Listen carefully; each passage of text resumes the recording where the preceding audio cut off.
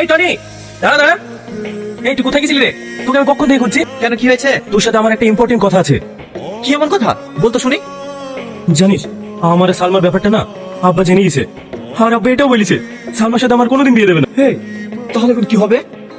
আরে ওটার জন্যই তো তোকে বলছি। এ ভাই প্লিজ ভাই, আজ রাতের মধ্যে সালমার সঙ্গে দেখা করে দে না ভাই, প্লিজ ভাই প্লিজ। ঠিক আছে, কখন নিয়ে আসতে হবে? আজ রাত 9টার সময় সালমাদের বাড়ির পিছনে। টনি, আর কতক্ষণ দাঁড়িয়ে দেখবো? শাকিল কখন আসবে? আমি তো বুঝতে পারছি না এত লেট করছি কেন। আর একটু থামো, ও চলে আসবে। সালমা, ওই দিক দিয়ে কেউ আসছে মনে হয়, লুকিয়ে পড়ো। ওইখানে অনেক ছেলে মেয়ে আছে। মুকেশ তো এই দিক দিয়ে যা, আমি এই দিক দিয়ে যাবো, আমি ধরে নিচ্ছি।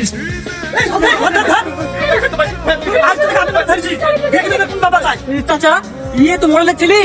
এই, তোর বাপ যে লোকের বিচার করে বেড়ায়, তার ছেলে এইসব নোংরা কাজ করে বেড়াচ্ছি। কাল সকালে তোর বিচার হবে। কিসের বিচার? দেখো, তোমরা যেটা ভাবছো সেটা না। আপনাদের কোনো ভুল হচ্ছে। টনির সাথে আমার কোনো সম্পর্ক নেই। চুপ কর, সম্পর্ক নাই তো এত দূরে কি করছি রে? না মানে, চুপ, একদম বাড়ি বাড়ি মিথ্যা কথা বলার চেষ্টা করবি নি। এই নিচে এদের ছাড়বো। এই ছুরি তলে তলে এত দূর, তা তো জানতো না। হ্যাঁ, ভিড়ভিড়ি গরু পুয়াল খাওয়া জম। এই ছুরি দিস জুটেনি, বাপের এইভাবে মান সম্মান ডুবালি। হ্যাঁ, মাটাকে তো আগেই খেয়েছে, এবার বাপটাকে খাওয়া লেগে লেগেছে। আর তুমি আবার কেমন ছেলে? বাপ গ্রামে মরলি করে বেড়ায়, আর একটা গরিব মানুষের মেয়েকে নিয়ে ছিনিমিনি খেলতে তোমার লজ্জা করেনি? আজ দেখছি মরলে ছেলে কি বিচার করে।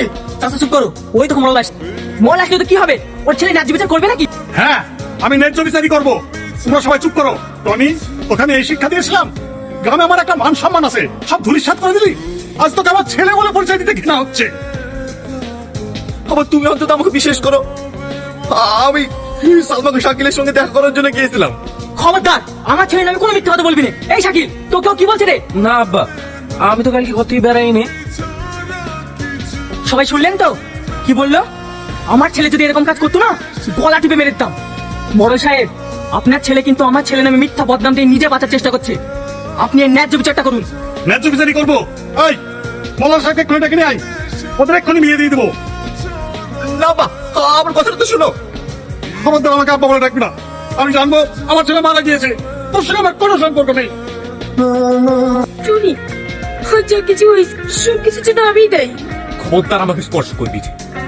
তোর জন্য, শুধু তোর জন্য আমার আপনার মান সম্মান ধুলোর সঙ্গে মিশে গেছে। আমি যাকে ভালোবাসতাম তাকে হারিয়েছি। আমি তোকে স্ত্রী বলে কোনোদিন মেনে নেবো না। তুই চলে যা, চলে যাবে জীবন থেকে। আমি কোথায় যাবো বলো? মা মরে যাওয়ার পর থেকে আব্বার সৎ বাবাকে সহ্যই করতে পারি না। তার জন্য আমি কি করবো? তোমাকে কিছুই করতে হবে না, তুমি আমাকে স্ত্রী হিসেবে নয়, একটা অসহায় মেয়ে হিসেবে আশ্রয় দিও।